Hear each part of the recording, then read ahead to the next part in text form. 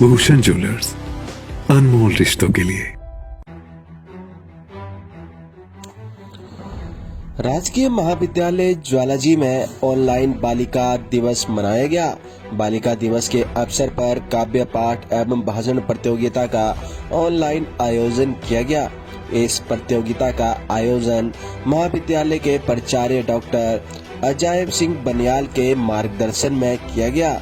इस अवसर पर महाविद्यालय की प्रोफेसर आरती गुप्ता ने बताया कि शैक्षणिक संस्थाओं में इस प्रकार की प्रतियोगिताओं का आयोजन समाज में लिंग भेद को मिटाने एवं स्त्री को उसके महत्व एवं शक्ति का एहसास कराने के लिए किया जाता है।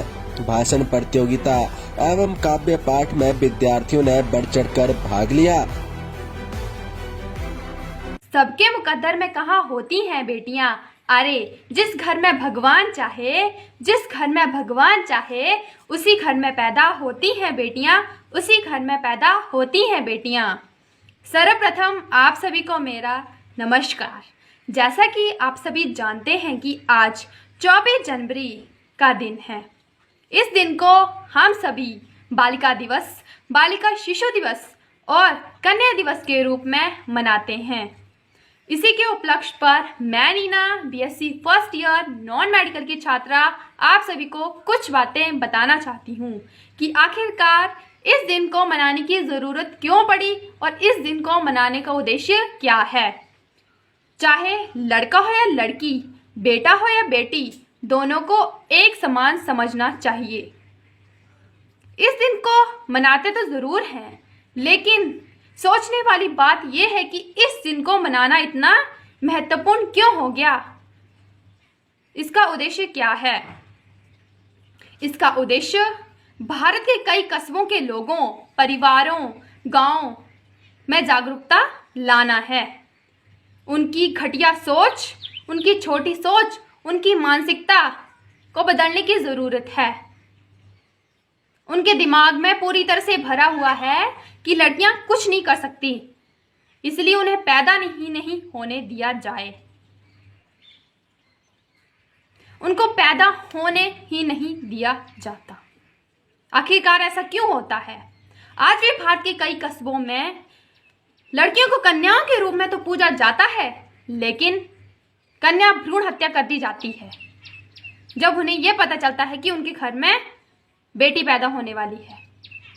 और गलती से उनके घर में अगर बेटी पैदा हो जाए तो वह बहुत ही दुख मनाते हैं। अरे लानत है ऐसी घटिया सोच के लोगों पर जो बेटियों को पैदा नहीं होने देते हैं। मैं उनसे ये पूछना चाहती हूँ, और ऐसा क्यों करते हैं? क्यों क्यों क्यों बताइए, क्यों? नहीं है जवाब।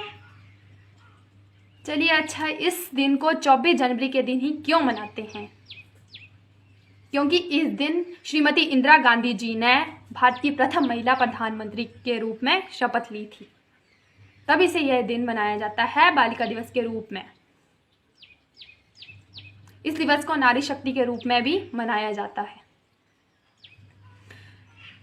इसलिए लास्ट में मैं आपसे यही कहना चाहती हूँ कि लड़कियों को एक समान समझे, लड़कियों को भी लड़कों के समान अधिकार दें, उन्हें भी इस दुनिया में लाएं, उन्हें भी पढ़ने का हक है, उन्हें भी पढ़ाएं, एक समान शिक्षित करें। सभी को माँ चाहिए, बहन चाहिए, पत्नी चाहिए, लेकिन बेटी किसी को नहीं चाहिए। बेटी के बिना इस दुनिया की कल्पना करना भी अधूरी है। जैसे ये संसार पानी के बिना अधूरा है, वैसे ही बेटी के बिना अधूरा है। इसीलिए आप सबसे यही गुजारिश है कि बेटियों की भ्रूण हत्या ना करें, उसे भी इस दुनिया में आने दें, उसे शिक्षित करें, बेटियों को भी बेटों के समान प्यार दें। इसी के साथ आपसे यही आशा है कि आपने मेरी बातों पर पूरा ध्यान दिया होगा। मेरा नाम आरती गुप्ता है। मैं राजकीय महाविद्यालय ज्वालाजी में लिंग संवेदीकरण इकाई की समन्वयक हूँ।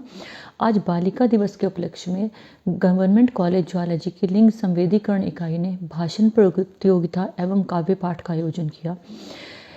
इन प्रतियोगिताओं को आयोजित करवाने का हमारा एक ही उद्देश्य है कि जो लिंग भेद की जो एक परंपरा चली है उससे हमने अपने यंग जनरेशन को निकालना है। और साथ में जो इक्वालिटी का एक थॉट है वो कौन सी इक्वालिटी जो संविधान में है वो नहीं, जो मानसिक तौर पे इक्वालिटी हमें उसको कायम करना है। इस चीज़ को लेके आज हमने 2 प्रतियोगिताओं का आयोजन किया जिसमें बच्चों ने यही बताने की कोशिश की है कि गर्ल्स किसी से कम नहीं हैं और उन्हें अपने हक मांगने की ज़रूरत नहीं है, उनको वो चीज़ें दी गई हैं, लेकिन समाज में एक अवेयरनेस स्प्रेड करने की ज़रूरत है, एक विचार बदलने की ज़रूरत है।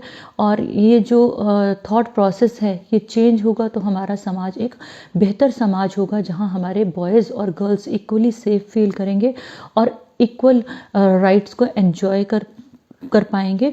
और उस वक्त हमें इन डेज़ को स्पेसिफिक डे करके सेलिब्रेट करने की शायद ज़रूरत नहीं रहेगी। हिमाचल फर्स्ट के लिए ज्वालामुखी से आरती की रिपोर्ट।